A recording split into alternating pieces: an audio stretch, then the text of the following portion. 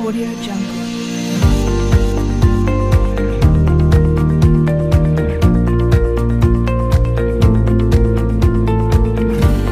Audio Jungle.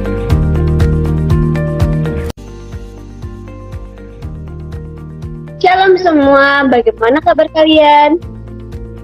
Pastinya dalam keadaan sehat dong Kak. Kanomi dan Kalani gimana nih kabarnya? Puji Tuhan nih Kak Vena, kita juga baik dong keadaannya. Puji Tuhan, puji Tuhan. Sebelumnya, kita perkenalan diri dulu yuk Kak. Oh iya nih Kanomi dan Kalani. Perkenalkan, saya Vena Melinda dari Prodi Pendidikan IPS cohort 2021 dan rekan saya Nami Angela Juliana Kravaro dari Prodi Pendidikan Ekonomi cohort 2021 dan rekan saya Saya Lani Sianipa dari Prodi Pendidikan Ekonomi cohort 2021. kita mau ngapain nih Kak Vena di sini? kita dalam waktu 15 menit ke depan akan menemani kalian semua menolong teman-teman memahami teori perkembangan tingkah laku dan bagaimana sebagai calon guru Kristen kita dapat memanfaatkan teori perkembangan perilaku ini untuk membantu siswa mencapai tujuan pembelajaran nih Kanomi. Wah, seru banget tuh Kak Vena. Selanjutnya kita bakal ngapain aja sih Kak Vena? Tiduran aja nggak sih Kak? Enggak dong, bercanda. Di sini kita akan melewati beberapa sesi nih Kak. Sesi yang pertama yaitu pembukaan, penyampaian materi, sesi diskusi dan tanya jawab, serta feedback dari dosen sebagai penutup. Nah, walaupun ini jam yang mendukung untuk ngantuk, tapi semoga teman-teman tetap fokus ya mendengarkan presentasi kita. Selamat menikmati. Sebelum ke pembahasan inti, mari kita terlebih dahulu mengetahui apa yang menjadi tujuan presentasi kami kali ini. Yang pertama, untuk memenuhi tugas UAS di kelas perkembangan peserta didik. Dan yang kedua, merancang pengaplikasian teori perkembangan yaitu teori perilaku atau teori behavioristik dalam konteks pembelajaran di kelas 1 sekolah dasar.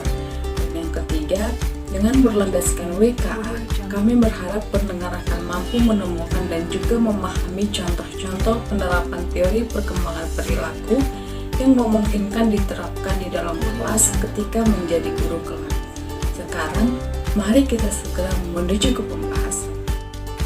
Teori belajar tingkah laku atau teori behaviorisme merupakan teori belajar yang menjelaskan perubahan tingkah laku sebagai interaksi stimulus respon. Teori behavioristik menggunakan dua pendekatan dalam perubahan tingkah laku. Pendekatan pengkondisian klasik atau classical conditioning oleh Ivan Pavlov. Teori pengkondisian klasik menekankan interaksi antara stimulus dan respon. Berdasarkan teori ini, kita akan mempelajari berbagai respons baru sebagai hasil dari beberapa stimulus yang muncul bersamaan. Dalam pengkondisian klasik, kita akan bersinggungan dengan 4 istilah.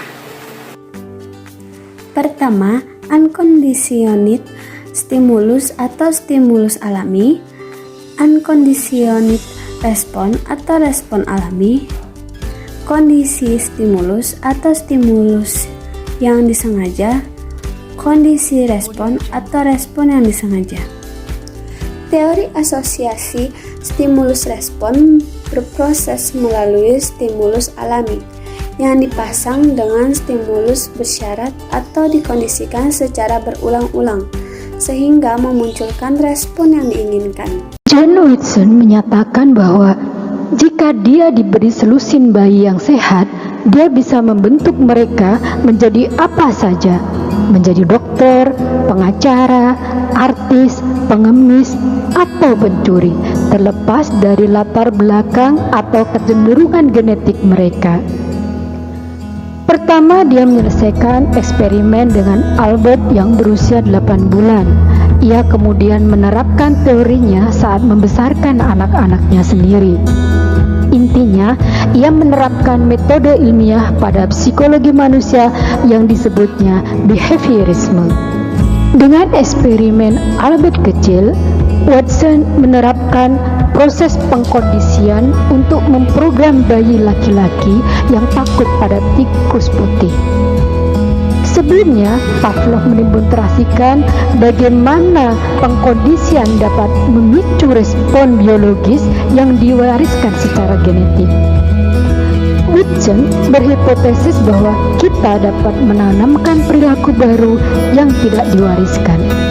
Untuk melakukan percobaan, Watson dan asistennya Rosalie Riner menempatkan anak laki-laki di sebuah ruangan di mana tikus putih diizinkan untuk berkeliaran di laboratorium.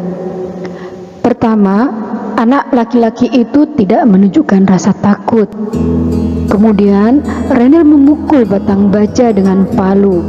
Setiap kali Albert mengulurkan tangan untuk menyentuh tikus itu, membuat Albert takut dan membuatnya menangis. Mereka terus melakukan ini setiap kali anak lelaki itu meraih tikus. Akhirnya, Albert mencoba menjauh dari tikus itu. Ini menggambarkan bahwa dia telah dikondisikan untuk takut pada tikus. Beberapa minggu kemudian, Albert menunjukkan ketidaknyamanan terhadap objek berbulu apapun, menunjukkan bahwa pengkondisiannya tidak hanya dipertahankan tetapi juga digeneralisasikan.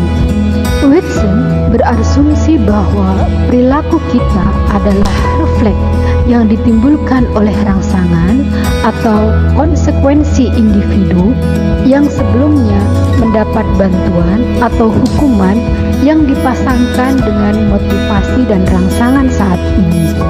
Tidak seperti Freud, dia tidak tertarik pada pikiran.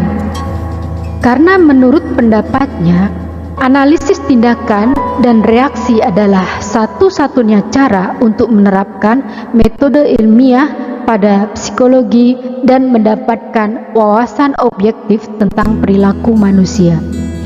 Dia menganggap psikologi sebagai cabang objektif dari ilmu alam. Tujuannya prediksi dan kontrol perilaku. Seperti teman sesama penganut behaviorisme, dia percaya bahwa lingkungan tempat anak dibesarkan menentukan kecerdasan, temperamen, dan kepribadian.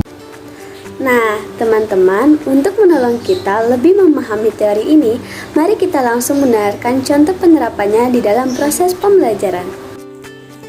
Penerapan pengkondisian klasik pada pembelajaran kami rancangkan untuk kelas 1 siswa sekolah dasar dalam konteks online learning. Pada tahap pertama atau sebelum pengkondisian, stimulus yang tidak terkondisikan otomatis akan menghasilkan respon yang juga tidak dikondisikan. Sementara stimulus netral tidak akan menghasilkan respon apa-apa. Contohnya di dalam pembelajaran, guru memulai pembelajaran konten dengan menampilkan PowerPoint yang animatif sebagai media pembelajaran. Inilah yang disebut sebagai unconditional stimulus atau stimulus yang tidak dikondisikan. Sebagai responnya, siswa akan belajar dan memperhatikan penjelasan sebagai respon yang juga tidak dikondisikan atau unconditional response. Ketika guru melibatkan siswa dalam diskusi kelas melalui tanya jawab sebagai netral stimulus atau stimulus netral, maka siswa tidak memberi respon apa-apa. Selama pengkondisian, stimulus netral berulang-ulang dipasangkan dengan stimulus yang tidak dikondisikan. Lalu, guru menampilkan PPT atau unconditional stimulus dan meminta siswa terlibat dalam diskusi kelas neutral stimulus dalam waktu bersamaan. Maka, siswa belajar dan memperhatikan penjelasan guru. Unconditional response dilakukan secara berulang-ulang. Setelah pengkondisian adalah stimulus netral menjadi stimulus terkondisikan yang memunculkan respon terkondisikan. Setelah pengkondisian yang berulang-ulang, ketika guru meminta siswa terlibat di dalam diskusi kelas atau kondisi stimulus, siswa belajar memperhatikan guru serta responsif untuk terlibat dalam diskusi atau disebut dengan kondisi respon. Sebagaimana teori pengkondisian klasik menekankan bahwa respons baru dapat muncul sebagai hasil dari beberapa stimulus bersamaan, Maka dalam penerapannya di dalam kelas sekolah dasar ini, stimulus lain yang juga dilakukan guru untuk mengefektifkan respon berupa memanggil nama siswa untuk menjawab pertanyaan, membantu siswa melalui petunjuk atas pertanyaan. 2. Pendekatan operant conditioning oleh B.F. Skinner. Pendekatan operant conditioning merupakan proses tingkah laku operan atau penguatan positif dan negatif yang dapat mengakibatkan perilaku tersebut dapat berulang kembali atau menghilang sesuai dengan keinginan. Menurut pendekatan ini, tingkah laku yang muncul dari interaksi stimulus respon akan semakin kuat jika diberi penguatan atau reinforcement. Sejalan dengan itu, penggunaan hukuman atau punishment dan hadiah atau reward akan berpengaruh pada perkembangan tingkah laku seseorang. Tanpa adanya sistem hukum yang dimungkinkan, akan dapat membuat anak didik mengulangi tingkah laku yang tidak diinginkan. Hal tersebut akan menyulitkan proses belajar mengajar peserta didik dan juga mengganggu manajemen kelas. Menurut Skinner, hukum yang baik adalah ketika anak merasakan sendiri konsekuensi dari perbuatannya. Misalnya, anak perlu mengalami sendiri kesalahan dan merasakan akibat dari kesalahan ataupun kebaikan yang telah ia lakukan. Jadi, teori Skinner ini sifat penerapannya adalah kondisional, tidak serta-merta dengan adanya rangsangan, hadiah, ataupun penguatan akan mempengaruhi perilaku seseorang, namun harus melalui pengulangan. Penerapannya dalam pembelajaran pada anak kelas 1 sekolah dasar, terutama ketika harus belajar online, mereka sangat mudah bosan. Akibatnya, beberapa siswa yang berjalan-jalan dan tidak duduk di depan device. Tentu, ini bukan tingkah laku yang diharapkan guru ketika belajar.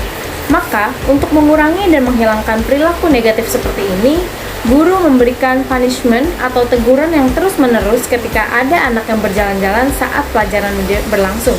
Punishment positif di mana siswa menerima sesuatu yang tidak menyenangkan setelah melakukan perbuatan yang tidak baik. Ketika belajar dari rumah, siswa lebih banyak dipantau oleh orang tua. Itulah mengapa penting agar guru terus menjaga komunikasi dengan orang tua. Aplikasi dari punishment negatif atau sesuatu yang menyenangkan bagi siswa dihapuskan setelah ia berbuat yang tidak baik. Dalam pembelajaran konteks online learning saat ini, lebih banyak atau dapat dijalankan oleh orang tua. Salah satu aplikasinya, jika orang tua mendapat laporan dari guru bahwa anak tersebut tidak mengikuti pembelajaran dengan sopan, baik dan teratur selama pembelajaran di kelas, maka orang tua dapat memberikan punishment ini berupa tidak memberikan izin kepada anak untuk bermain gadget di luar kepentingan sekolah. Sementara itu, reinforcement positif yaitu siswa mendapatkan sesuatu yang menyenangkan setelah perbuatan yang baik. Diaplikasikan dengan memberikan pujian ketika anak didik berhasil menjawab pertanyaan guru atau responsif dalam diskusi kelas. Ketika anak mengerjakan tugas tepat waktu, mengingatkan temannya untuk mute audio ketika guru menjelaskan, dan perbuatan baik lainnya yang diharapkan dimiliki siswa. Untuk anak sekolah dasar, penguatan seperti ini sangat efektif untuk mereka mempertahankan tingkah laku yang sudah baik. Dan yang terakhir yaitu reinforcement negatif, yaitu sesuatu yang tidak menyenangkan dihilangkan karena perbuatan yang baik. Aplikasinya dalam pembelajaran dapat berupa ketika anak mampu atau mencapai nilai di atas ketentuan yang diberikan guru, maka anak tidak perlu lagi mengerjakan ulang soal-soal yang ditampilkan ketika ulangan. Dalam pandangan teori perilaku ini, anak disebut belajar jika terjadi perubahan perilaku. Misalnya, ketika anak berulang kali diajarkan dengan tekun tentang topik pertambahan dan pengurangan. Akan tetapi, anak tersebut tetap saja tidak dapat memahami penjumlahan dan pengurangan tersebut. Maka, anak disebut belum belajar.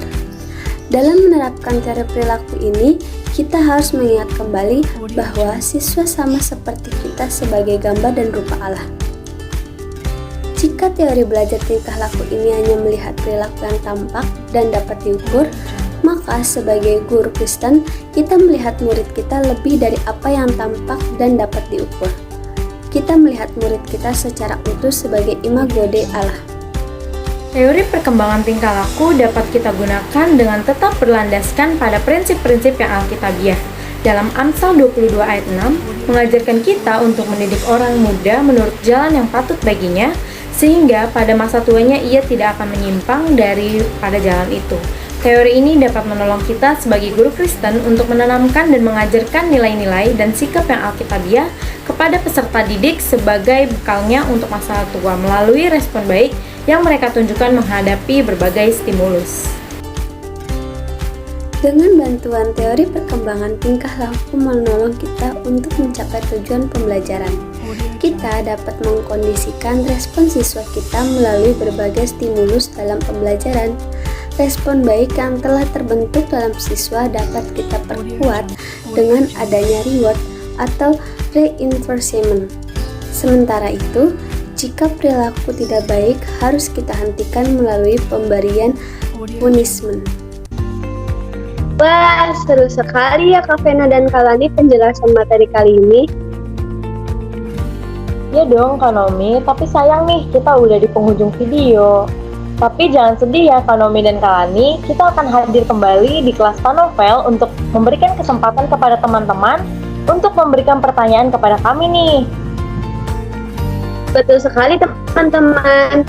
Yuk, mau bertanya kepada kami, jangan lupa scan barcode-nya yang telah kami sertakan di PPT atau di kolom komentar. Jangan lupa ya guys untuk di-scan barcode-nya dan sampai jumpa di kelas. Dadah! Bye!